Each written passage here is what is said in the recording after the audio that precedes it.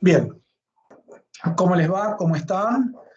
Eh, les voy a dejar la clase grabada.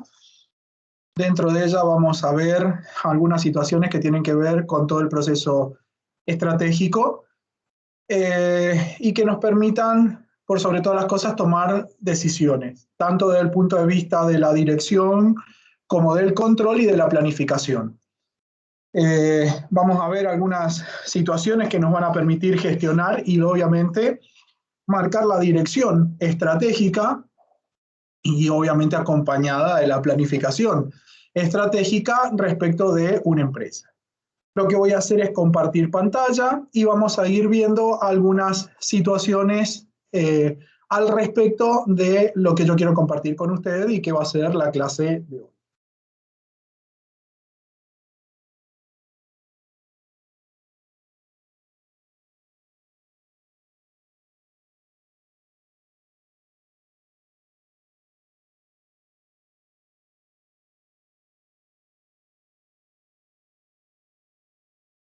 Vamos a buscar el archivo y vamos a posicionarnos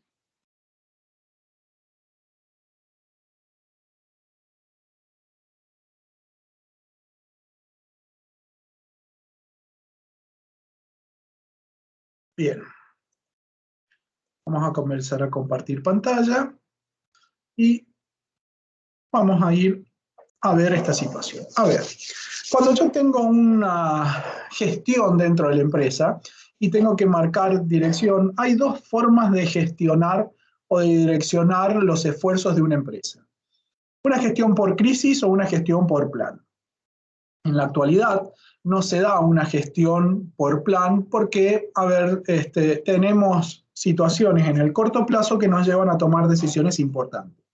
Por lo tanto, no es que no se pueda hacer, sino que a veces el contexto influye bastante para que no podamos optar por una gestión planificada. ¿Está? Es decir, una gestión proactiva pensando en un futuro para poder lograr esas decisiones. Dentro de este proceso de decisiones y que me van a mí a permitir tomar alguna situación respecto de lo que es la dirección y la planificación, obviamente que tengo variables que pueden ser controlables y no controlables. Eso ya lo hemos visto y ya sabemos que existen esos tipos de dos grandes variables. El tema pasa por cómo manejo esas variables. Las variables controlables me permiten a mí tomar decisiones. ¿Por qué? Porque son variables que suceden en el corto plazo, mientras que las variables no controlables son las que me permiten trabajar en escenarios o proyectarme en distintos escenarios para poder justamente ver qué es lo que puede pasar. Por ejemplo, una variable controlable puede ser el flujo de gente que concurre a un determinado evento. Por ejemplo, un restaurante. Una variable no controlable pueden ser medidas económicas o políticas, ¿sí? Las elecciones. Dentro de esto, nosotros tenemos, lógicamente, dentro de esas decisiones, y voy a tener en cuenta que existen esas variables, voy a tener decisiones operativas y decisiones estratégicas. ¿Esto en qué tiene que ver? Tiene que ver como cuando nosotros armamos la pirámide, que dividimos en tres grandes niveles, donde está el nivel de la base, que es el operativo, el nivel del medio, que es donde están los gerentes, y el nivel alto, que es donde están los CEOs de la empresa. Si yo miro decisiones operativas, yo recién cuando hablábamos de variables, hablábamos de un tiempo. En este caso, las decisiones operativas son a corto plazo. ¿Por qué? Porque me limitan a solucionar problemas concretos. Se me rompió un foco, necesito cambiar ese foco. Se me pinchó la cubierta del auto, necesito cambiarla. Esas son decisiones operativas. Las decisiones estratégicas lo que tratan es de mejorar una acción a futuro o mejorar una posición de la empresa en un futuro. Y obviamente esa mejora requiere de un proceso de tiempo más largo. Por eso se habla que son decisiones de mediano y de largo plazo. Las decisiones operativas como son en el corto plazo y son en el momento, son reactivas. Las decisiones estratégicas, que es donde nosotros nos interesa, son proactivas. ¿Qué significa? Que se van a anticipar a la aparición de pequeños problemas o, como dijimos recién, a distintos escenarios. ¿Qué es lo que sucede si pasara tal o cual cosa? ¿Está? Esos serían escenarios. Esto normalmente, lo de los escenarios, es donde se utiliza para los proyectos de inversión. ¿Está? Cuando uno hace una proyección a futuro.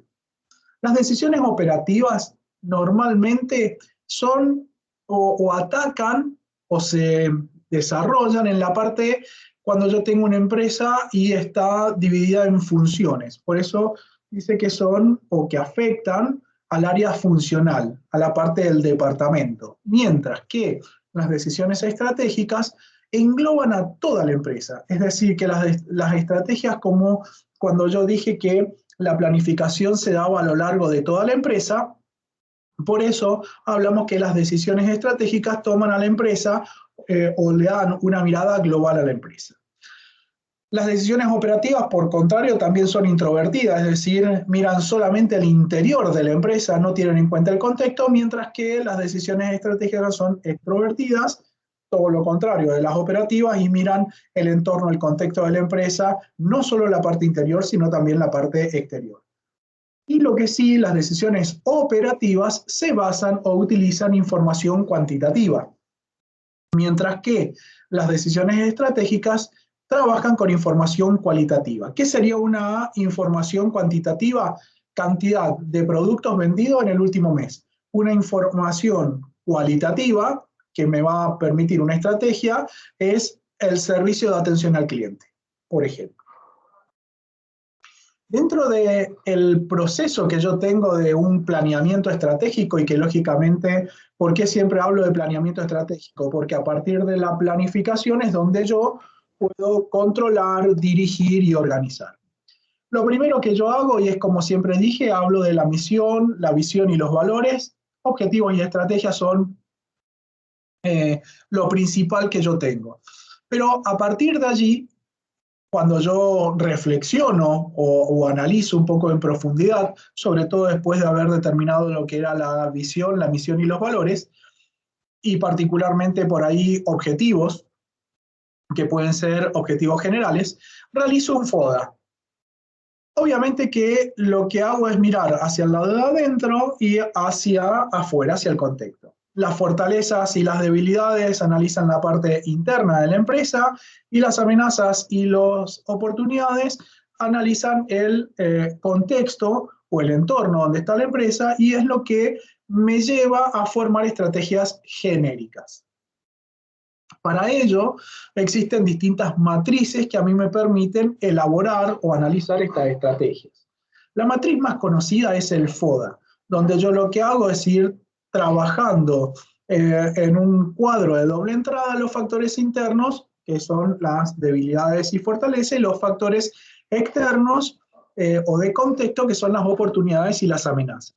Si yo logro distinguir eso dentro de la matriz, yo lo que puedo elaborar o fijar gráficamente son las estrategias en las cuales yo me voy a basar para fomentar determinadas acciones dentro de la empresa. Pero no es la única matriz. Otra de las matrices que son muy conocidas y a veces poco usadas, dependiendo del tipo de la empresa, es la matriz BCG. Esta matriz BCG tiene dos aspectos fundamentales. Se parte primero por la parte de la matriz donde habla de la visión de la comercialización o del marketing, donde yo diagramo los productos que son vacas lecheras, perros, estrella, o aquellos que son un interrogante, y que ese interrogante tal vez pueda ser porque es un producto que o ya va en decadencia o bien es un producto que se lanzó en el mercado y no saben todavía si está en su etapa madurativa o no.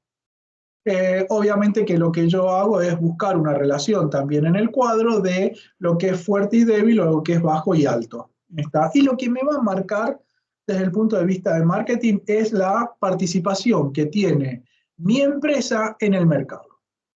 Juntamente con esta, o el complemento de esta matriz BCG, es la matriz financiera, que lo que me busca marcar es la relación que existe entre la tasa de rentabilidad y la tasa de inversión. Es para saber si aquellos productos, digamos, a ver, es para justificar, si aquellos productos que son vacas lecheras en la parte de marketing también son vacas lecheras dentro de esta matriz financiera, ¿sí? O si yo tengo un producto que puede tener una tasa de inversión alta, pero una rentabilidad baja, ¿sí? Obviamente, si esto se condice con una participación en el mercado débil y una participación en la industria o un crecimiento de la industria o de ese producto o servicio alta, ¿está? Tengo que ir verificando y trabajando con las dos matrices a la vez. Insisto, una lo que hace es mostrarme el posicionamiento en el mercado y la otra la relación entre la tasa de inversión y la rentabilidad. Yo dije también hace un rato que dependía del tipo de empresa con la cual trabajáramos, es lo que me permite a veces trabajar con las matrices. Si bien hay matriz de producto, la matriz BCG, el FODA, hay algunas matrices que son usadas por las empresas de hidrocarburo, que son las matrices DPM que se denomina. ¿Qué es lo que marca particularmente dentro de esta matriz?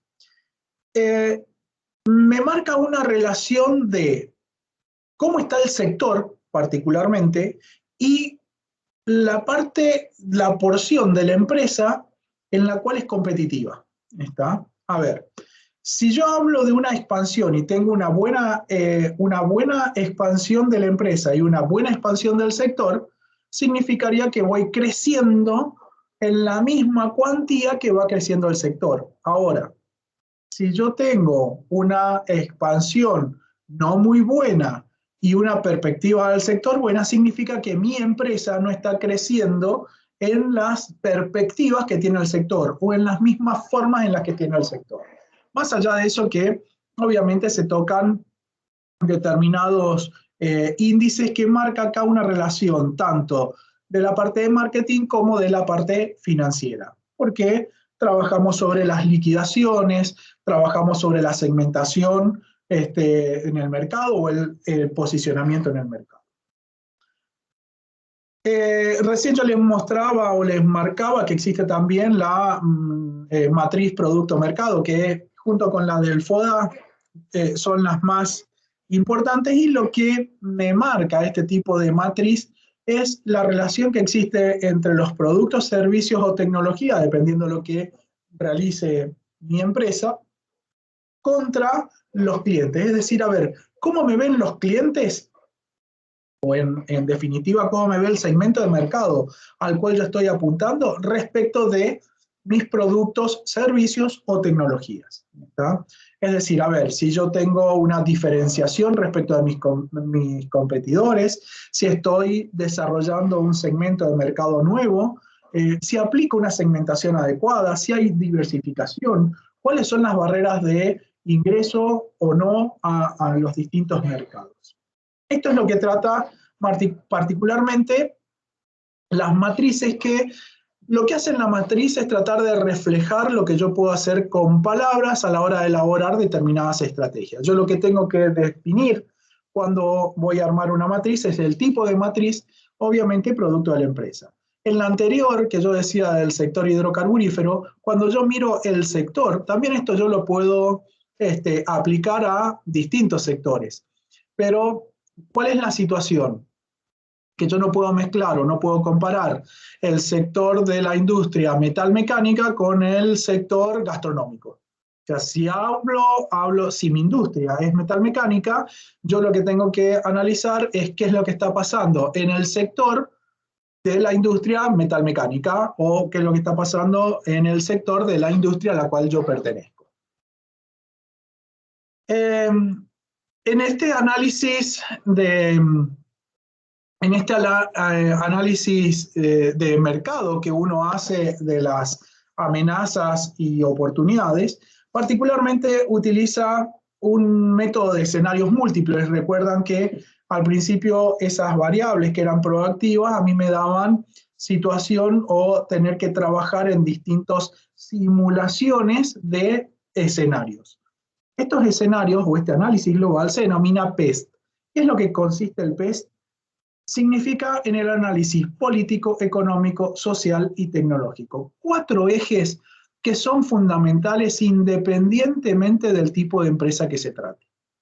¿Qué es lo que yo tengo que tratar de buscar en estos escenarios múltiples? Todos estos puntos, los factores que pueden ser nuevos o claves, los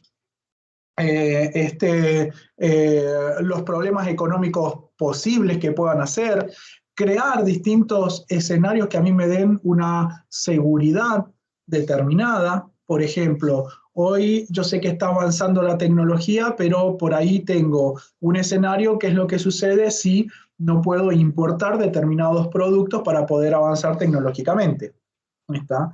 Entonces, lo que yo tengo cuando yo busco los distintos escenarios, debo elegir uno de los escenarios para poder planificar, y eso va a ser la parte de mi plan rector dentro de la empresa, y lógicamente lo voy a ayornar con las distintas estrategias que se pueden ir cambiando en función del análisis de los distintos escenarios o el análisis PEST, o el análisis político, económico, social y tecnológico. Una vez que yo tengo este análisis que es general, yo analizo el sector. ¿Qué es lo que pasa con el sector mío? Esto particularmente es para poder, más allá de planificar, también dirigir mis acciones a poder obtener los objetivos que yo me he planteado.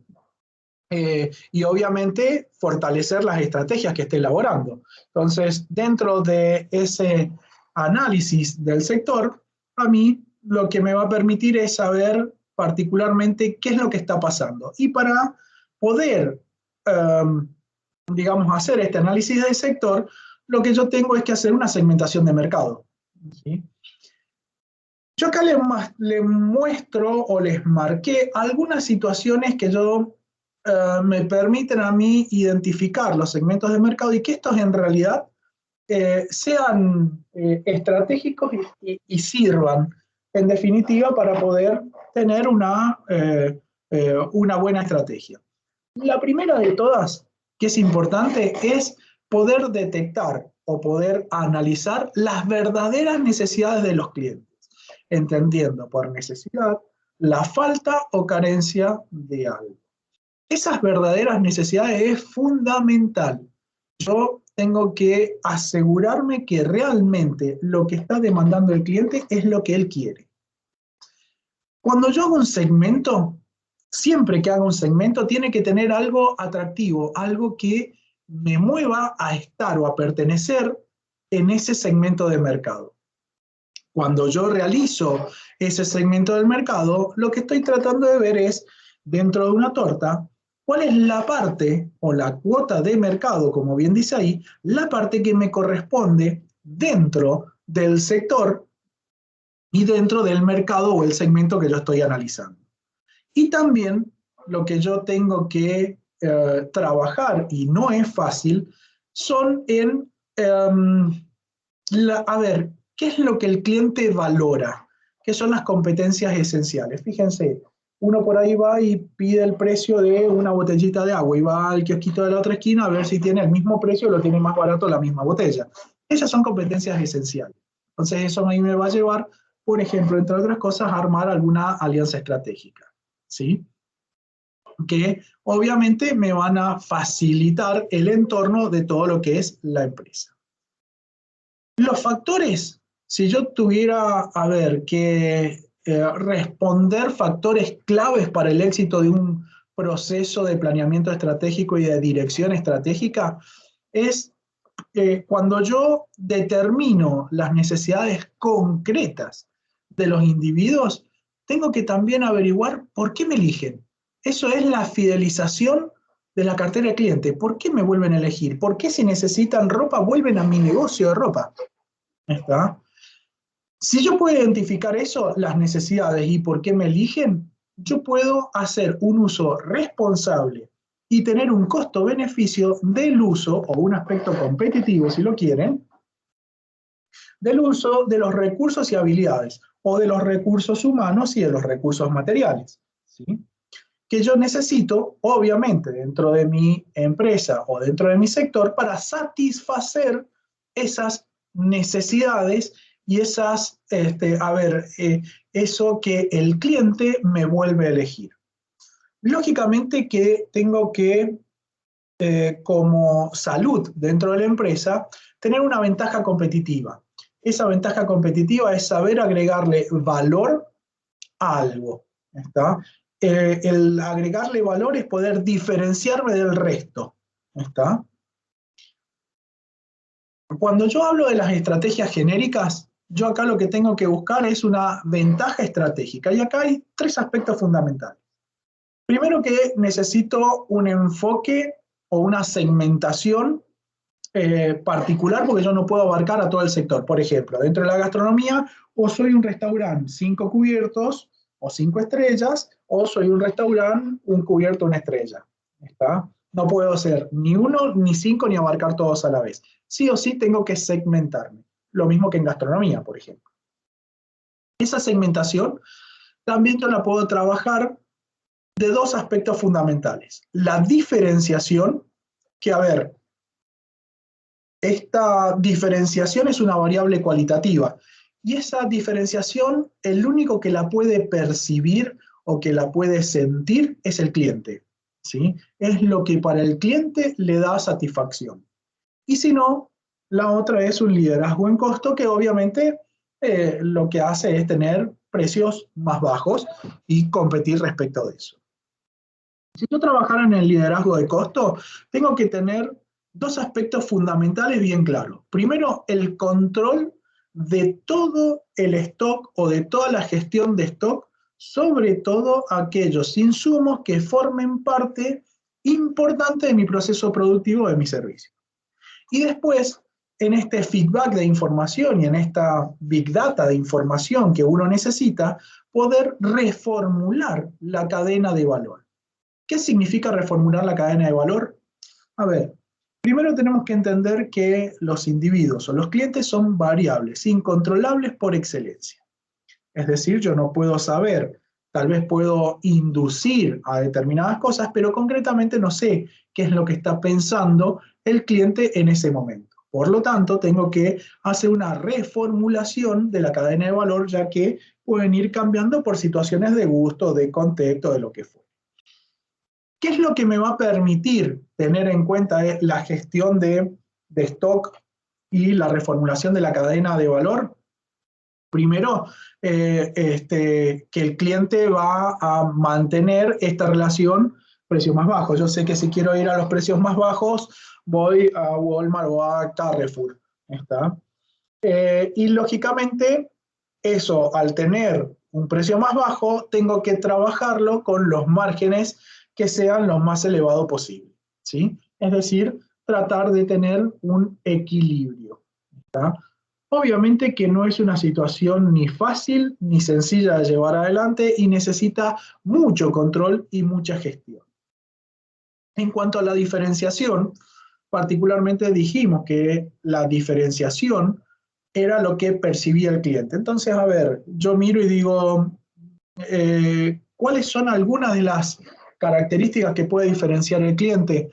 La calidad, la innovación, el diseño, etcétera, etcétera, etcétera. ¿Qué es lo que me va a permitir todo esto?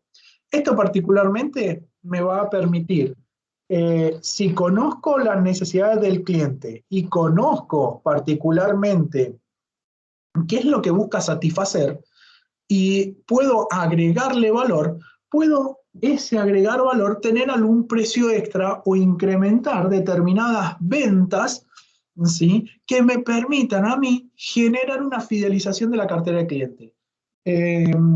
Si yo tengo ropa y esa ropa siempre voy y tiene la calidad, trae los colores que se van a usar en las distintas temporadas, diseños, me entero porque me comunican por distintos canales la publicidad, que no necesariamente tiene que ser por radio o televisión, ya sea por influencer, por los distintos canales de comunicación de Facebook,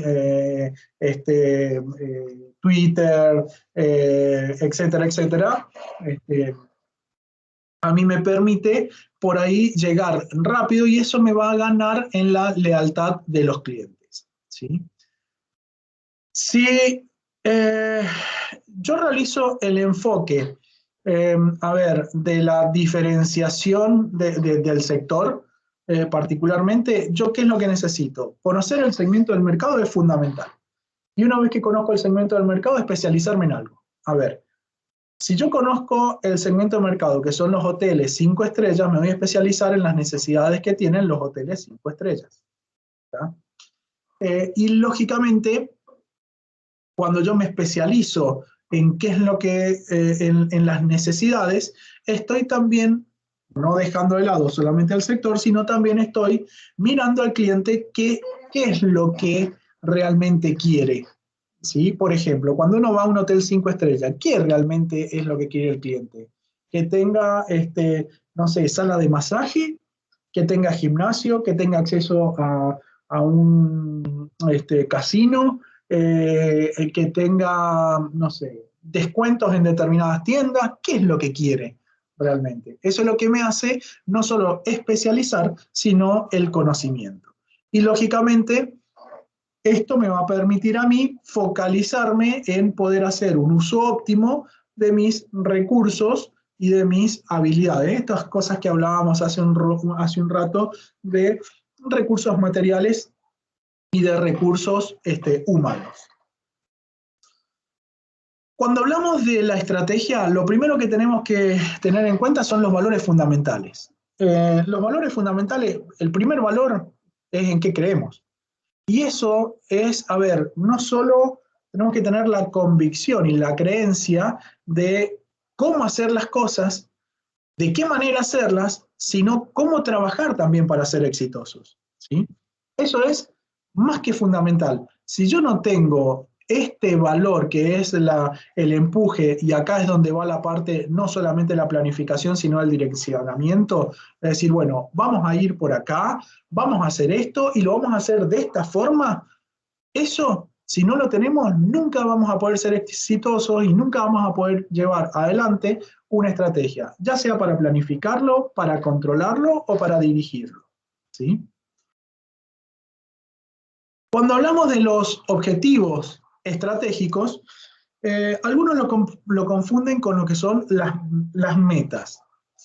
Los objetivos estratégicos siempre se trabajan en un mediano largo plazo. ¿Por qué? Por ejemplo, yo le puedo poner un objetivo estratégico que puede ser el cambio de cultura en el uso del barbijo.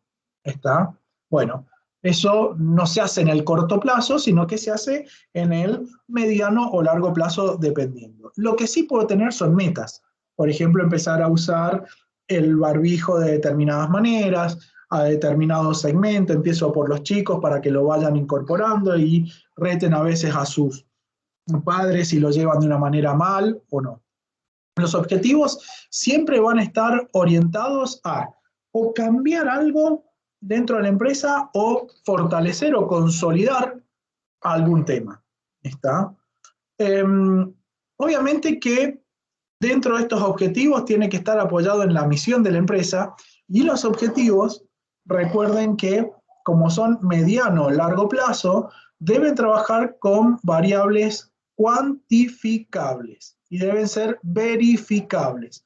Es decir, a ver, yo tengo que trabajar con objetivos concretos y que se puedan revisar. Si esos objetivos no se pueden revisar, de nada sirve porque estarían, digamos, en el aire, escritos en el aire y no tendrían valor. Si yo trabajo, a ver, en los ejes de acción, yo dije hace un rato que un objetivo a mí me permitía fortalecer nuestra entidad o nuestra identidad como empresa. ¿Está? La suma de todos los objetivos es lo que hace mi fortaleza.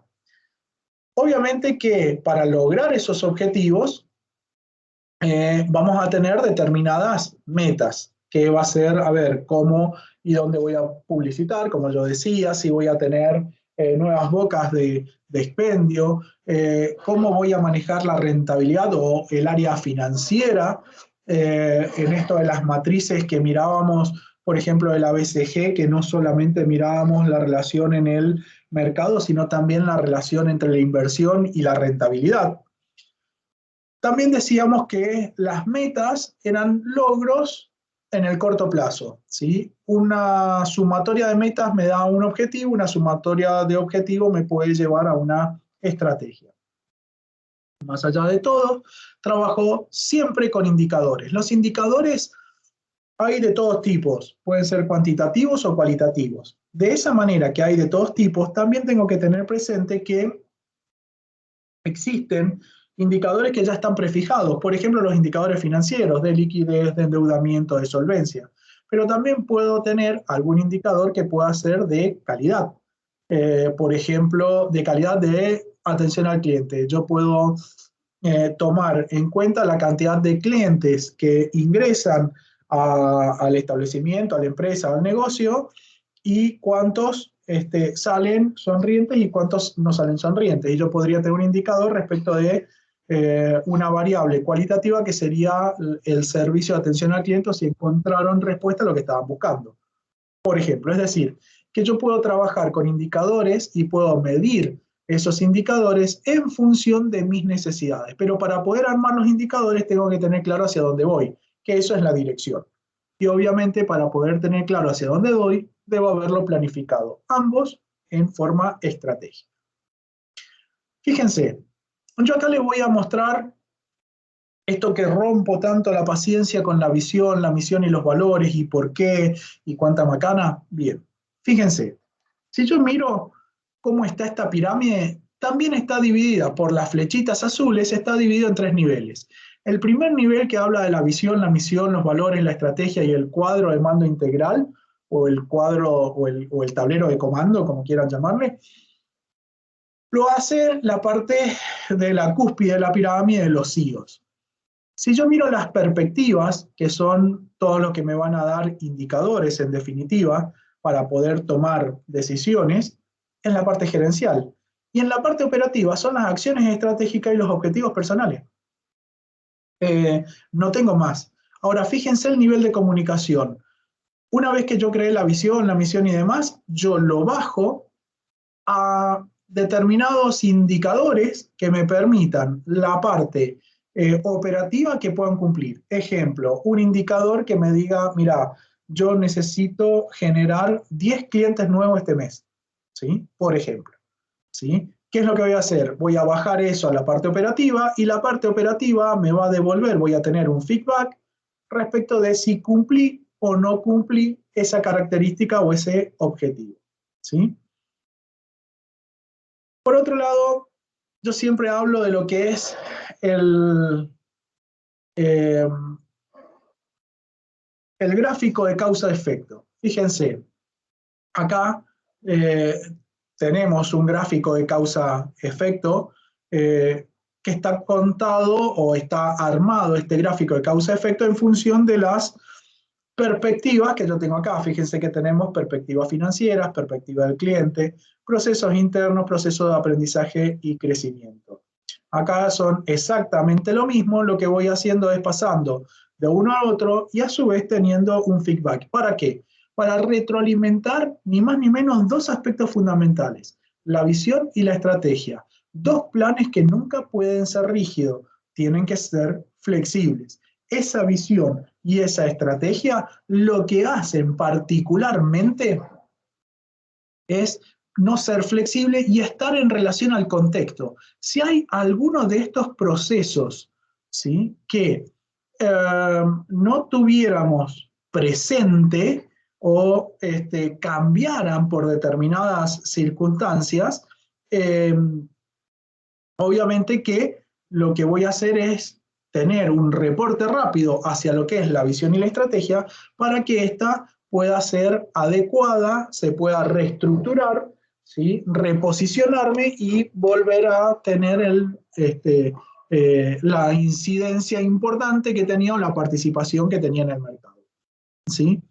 Esto es un poco el cuadro este de causa-efecto que yo decía, o la espina de pescado que yo expliqué en algún momento. Lógicamente que si yo miro la empresa y vamos a ver, para cerrar, estas perspectivas, que son los que me van a denominar o me van a trabajar indicadores, ¿sí? O se van a transformar en indicadores, esta perspectiva, esta mirada financiera, esta perspectiva o mirada del cliente, esta perspectiva o mirada interna y esta perspectiva o mirada de aprendizaje y crecimiento. Yo lo que voy a tratar de lograr es, a ver, ¿cómo hago para aumentar la productividad? Mejorar la estructura de costos, tener crecimiento en los mercados, ¿sí? O aumentar mi participación en el mercado y tener, obviamente, margen de contribución. Ni más ni menos es eso, ¿está? Ni más ni menos lo que yo busco concretamente es eso. Dentro de los indicadores genéricos, como yo les decía, recuerden que los indicadores podían ser tanto cuantitativos como cualitativos, ¿sí? Obviamente que los cuantitativos me reflejan de una manera mucho más certera. El 2 más 2 es 4, ¿está? Mientras que los cualitativos, por ahí tengo que tener un poco más de cuidado porque a veces no son lo suficientemente claros. Esto me va a ayudar a mí a poder tomar una dirección estratégica si tengo en cuenta estas situaciones. ¿Para qué? Para manejar el mercado, para manejar alianzas estratégicas, para ver posibilidades a través de un aprendizaje o una capacitación de un crecimiento en un sector, para saber si es el sector adecuado en el cual estoy yo trabajando como empresa o estoy fortaleciendo. ¿Cuánto sé de un sector o del segmento al cual yo estoy o en el cual estoy participando? ¿Sí? Todas esas situaciones merecen un análisis y todo esto es un proceso para que ustedes puedan realizar realmente una estrategia exitosa. Voy a dejar de compartir pantalla. Un poco esto es lo que quería mostrarles y dejarlos, digamos, en la clase para que ustedes puedan tener esa información y que puedan volcarla. Juntamente con esto vamos a avanzar en algún trabajo que previamente estará subido. Así que bueno, les agradezco mucho y nos veremos en la próxima clase.